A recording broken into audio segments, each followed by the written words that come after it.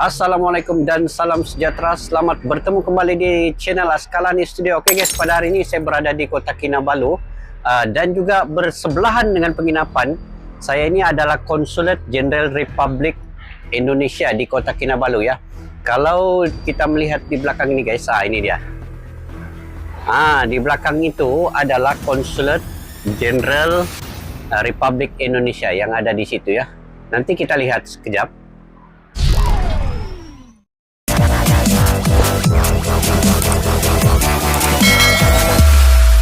Oke guys, ini nanti kita zoom sekejap ya konsulat nih.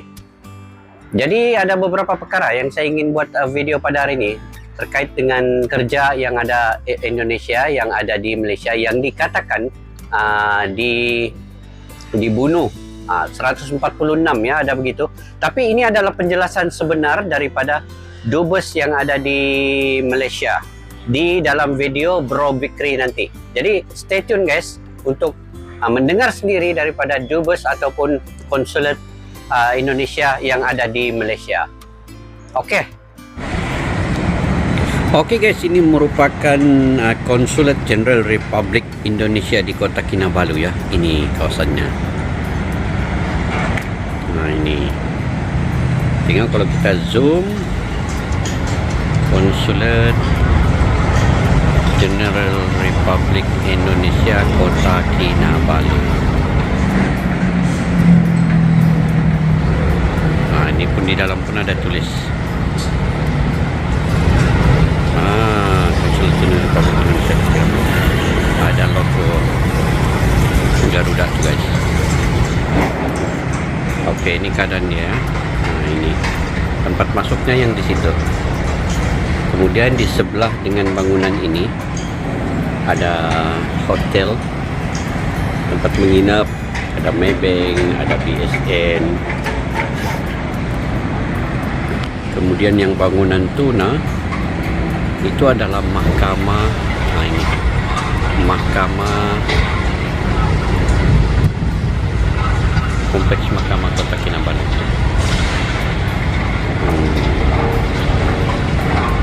Dan itu bangunan KWSP, di belakangnya bangunan Tun Fuad, dan ini masih dalam pembinaan. Dan saya menginap di sini guys,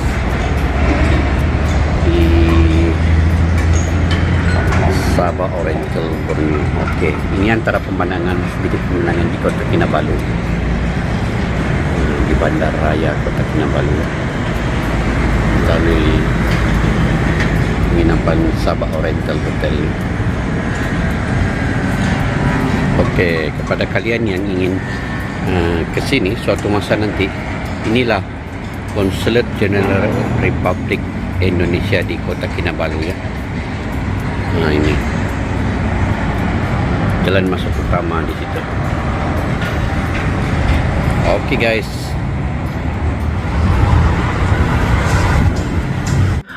Oke guys, channel ini daripada channel Vikri ya. Kepada yang baru ketemu channel ini, bolehlah subscribe, tekan butang loncengnya sekali, like, share dan komennya untuk support kepada channel Vikri, YouTuber daripada Indonesia sendiri. Oke, judulnya ialah berkunjung ke Kedutaan Besar Indonesia di Malaysia. Oke guys, tanpa berbasa-basi, jom kita semak video ini guys. Oke, channel Bro Vikri ya.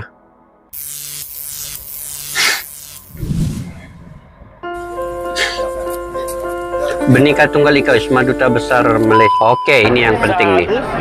Kalau ada budaya bersama, warisan budaya yang sama, ini kan Bapak Hermono, justru menjadi perekat. Duta Besar Indonesia untuk Malaysia ya. Tetapi yang terjadi sering sekarang ini justru ini menjadi pemicu. Misalkan ya itu ada belum lama kan, wow, Reo Ponorogo diaku Malaysia gitu kan. Karena di sini nggak ada juga yang mengaku gitu. Itu tuh kan ada banyak yang nggak tahu Ponorogo itu apa. Iya, tapi kan kelihatan tuh. Kemudian ada masalah wayang, ada masalah tenun, batik dan lain-lain. Nah ini budaya yang seharusnya dia menjadi perekat karena ada pesawat, tetapi seringkali dia menjadi pemicu terjadinya friksi. Ya, betul sekali. Kita sering lihat ini. Kan biasa saya. Jadi ini orang yang paling sesuai untuk bercakap pasal isu-isu sensitif ya, sebab Bapak Hermono ini adalah duta besar Indonesia ke Malaysia. Kita teruskan guys. Kan ada apa tuh, reaksi-reaksi, wah Malaysia mencuri, gitu kan ada tuh di inilah ya. Banyak banget. Nah ini harusnya kita sudah sampaikan juga ke Malaysia. Kalau ada misalkan Malaysia mau mencatatkan suatu warisan budaya ke UNESCO, ke PBB, Ya, UNESCO. kalau itu ada nyerempet dengan Indonesia, hasilnya ada kesamaan dengan Indonesia, ya dibicarakan dulu. Sensitif. Ya, sensitif. Iya. Misalkan diajukan sebagai warisan budaya bersama. Ini sama-sama punya Indonesia dan Malaysia sama-sama mengajukan. Misalkan yang kemarin tuh pernah pantun. Jadi warisan budaya bersama.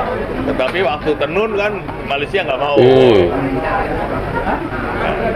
Kalau memang berbicara tentang UNESCO, saya setuju Pak. Maksudnya begini. Jadi saya menganggap ada satu fenomena ketika UNESCO itu mengakui bahwasanya pencak silat berasal dari Indonesia. Tapi di satu sisi lain, silat juga berasal dari Malaysia. Dua nama yang berbeda, tapi itu saya kira itu fair itu. Fair ya. Fair. Ya, jadi solusinya. Ya, solusinya mungkin seperti itu. Solusinya satu, dia diajukan sebagai milik bersama. Ya. Yang kedua, disebutkan secara spesifik, misalkan batik Malaysia, batik Indonesia, atau batik Singapura, atau batik mana. Jadi tidak batik. Tapi kalau bilang batik punya Malaysia, orang Indonesia marah. Atau wayang punya. Jadi sama seperti itu, silat Malaysia, pencak silat Indonesia. Itu yang membedakannya mungkin. Misalkan ya tenun Malaysia, ya memang Malaysia ada tenun juga. Tapi kan tenun ada juga dari Indonesia. Nah, kemarin yang sudah dimajukan bersama itu kebaya, kain kebaya. Oh berarti hal itu memang sudah di Ya jadi sama-sama kebaya itu punyanya Indonesia, ya punyanya Malaysia, ya punyanya Brunei. Jadi kita diajukan sebagai warisan budaya bersama. Ada juga kan orang Melayunya masih pakai. Iya. Ada. mungkin satu lagi Pak, ini mungkin agak lain ini yang isu-isu panas juga yang tentang TKI yang di Sabah itu Pak. Ya, apakah benar? Kalau yang di Sabah kemarin itu sebetulnya kesalahan data dari kedutaan Malaysia di Jakarta. Jadi sudah saya kasih tahu juga. Sebetulnya angka 146 itu Yang ini guys, 146 nih. Kita dengar baik-baik ya guys. Sini mungkin ada jawabannya. Oke. seluruh tahanan di Sabah. Oh, seluruh. Bukan cuma ada Indonesia. Seluruh. Yang orang Indonesia sendiri 25 atau 28. Lainnya luar negara. Pak. Orang Indonesia sendiri 25-28 sejak dia beritahu. Yang lain dari Filipina apa semua kan? Lainnya ya ada orang setempat. Yang paling banyak adalah orang Filipina. Filipina. Tapi Malaysia, kedutaan Malaysia di Jakarta, orang Indonesia bilangnya akhirnya menimbulkan reaksi. Tapi kemudian kan mereka koreksi. Miskomunikasi. Ya, mereka koreksi. Dan itu 2 tahun kan, angka 2 tahun. Oh, dan jangka waktu Yang untuk periode 2 tahun. Dan itu adalah COVID. COVID. Sebagian besar penyebabnya COVID. Karena selama COVID kan nggak ada pemulangan, ditutup perbatasan Malaysia, ditutup perbatasan Indonesia, ditutup. Akhirnya ini nggak bisa dipulangin, numpuklah di dalam. Oh begitu ya. Tahanan. Ya namanya tahanan penuh, satu kena COVID ya kena KB gitu. Jadi itu sebetulnya angka yang nggak akurat. Yang betul adalah 25 atau Indonesia. Tapi sebabnya sebagian besar COVID atau paru-paru basah. Paru-paru basah. itu pun selama 2 tahun. Selama 2 tahun ya. Periode yang sama, hari yang sama gitu. 2 tahun itu. Nggak bisa pulang. Nggak bisa pulang karena COVID. Indonesia juga kan nggak dibuka perbatasannya, nggak boleh orang masuk. Akhirnya numpuk di dalam tahanan. Itu sebetulnya refleksi dari adanya sentimen anti Malaysia. itu dia sentimen. Jadi begitu, karena dasarnya udah nggak suka dulu, begitu ada isu kecil aja langsung Memantik sedikit. karena itu saya bilang. Oh, begitu. Pada dasarnya ada sentimen Gitu, guys. anti-Malaysia itu ada. Jadi Sentimen begitu, tuh belum yang tentu isu itu mendahului. benar. Tapi kalau dasarnya sudah nggak suka dulu, ya akhirnya gampang, orang nggak mau verifikasi lagi, gampang. Jadi media itu suka mengangkat isu-isu tentang Malaysia dan Indonesia. Iya, namanya media kalau banyak yang baca kan banyak aja seneng. Ya, pentingkan rating. Ya, rating. Kalau banyak yang baca kan dia senang juga. Terus ada lagi Pak, ini masalah penyebutan Indon ini. Gimana Pak? Apakah diwajarkankah atau sekarang Begini, yang menjadi masalah sebetulnya bukan kata Indonesia itu sendiri, tetapi pada saat dia mengucapkannya, itu gesturnya itu cenderung merendahkan gitu. Oh, intonasi sama ini ya? Oh, kita harus lihat dari intonasi sama gestur. Iya, Indon lu, misalkan, Indon lu kayak gitu kan. Ada biasanya. Dasar Indon lu. Saya mau ke Indon. Beda lagi kita, Indon. Mungkin Jadi itu. ya betul. Dasar Indon lu, dasar Indon lu bodoh lu kan gitu. Ya, intonasi. Oh, iya. Beda lagi cerita kalau mau kemana? Aku besok mau ke Indon nih. Mungkin beda. Tapi kalau Dasar Indon lu kan gitu kan lagi kan. Itu berarti mengumpat. Tapi kadang-kadang orang kita sendiri ngomongnya Indon juga. Yang terbiasa di sini juga. Saya di KBRI kan juga ketemu. Kamu dari mana? Saya Indon, Pak. Indon juga. Ya itu karena bibit-bibitnya. Tadi ada sentimen anti Malaysia itu. Jadi sesuatu itu diinterpretasikan sebagai suatu pelecehan, sebagai suatu merendahkan. Karena dasarnya itu tadi ada sentimen. Tapi kalau kita sampai ngomong dasar Madura lo kan nggak aja. Tapi karena dasarnya sudah ada anti, jadi yang gitu ya. menghapuskan antinya itu. Dasar Jawa lo, kan biasa aja kan? Iya. Dasar Jawa lo, kan nggak ada. Jadi Madura lo, dasar lo Madura, biasa aja, mereka ketawa-ketawa aja. Tapi memang definisi atau konotasi. Iya, intonasi juga kan yang wajarkan di Indonesia. Ya itu kan berapa singkatan orang Indonesia kepanjangan kali ya. Tapi yang menjadi masalah itu satu ekspresi waktu konteksnya, pemakaian konteks kata itu. Tetapi yang lebih mendasar karena ada dasar rasa tidak bencinya itu. Ya.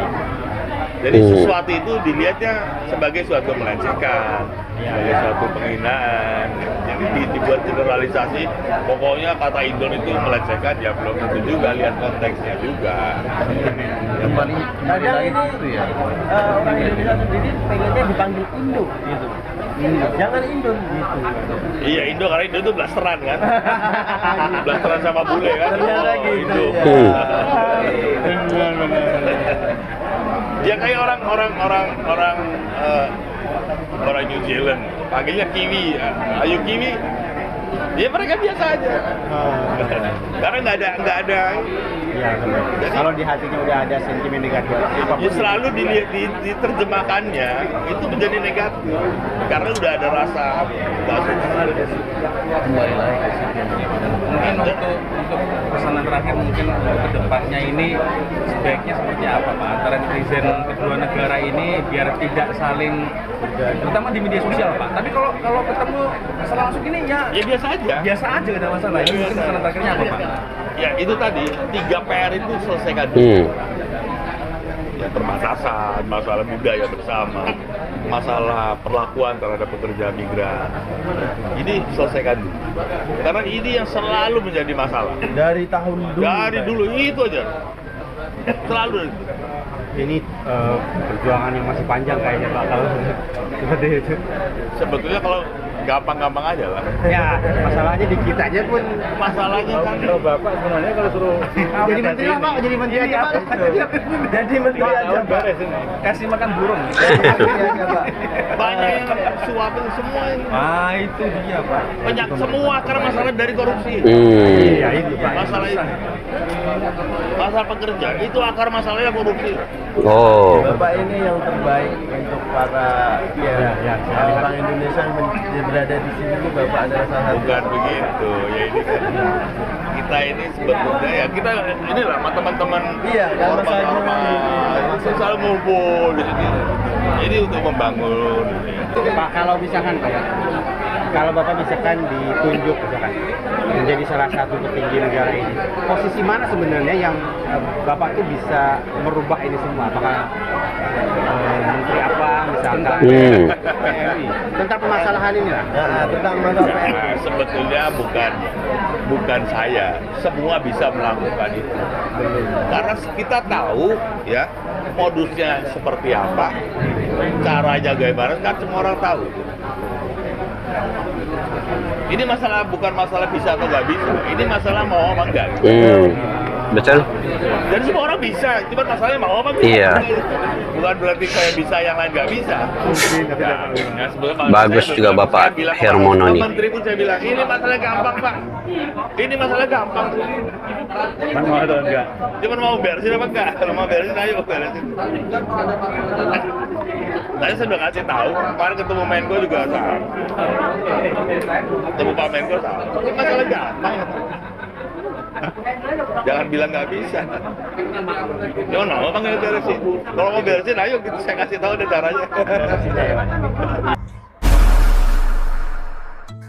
Nah guys, itu dia sendiri tadi Bapak Hermono yang telah menjelaskan secara panjang lebar ya pertanyaan-pertanyaan daripada Bang Bikri, daripada Cak Lonjong, dan juga pertanyaan daripada Andy Tike yang kini mereka berada di Kedutaan Besar Indonesia di Malaysia. Jadi saya bukan tidak mau membahas pasal isu-isu sensitif ini guys, tetapi ketika kita melemparkan pandangan itu, kadang-kadang ada yang disukai, ada yang tidak disukai, dan kadang-kadang kesalahpahaman. Jadi biar yang berautoriti yang boleh menjelaskan keadaan sebenar yang berlaku, seperti penjelasan yang telah dibuat oleh Bapak Hermono ini sendiri. Jadi kalian sendiri mendengarnya dan kalian membuka minda dan kalian sendiri menerimanya sebagai apa.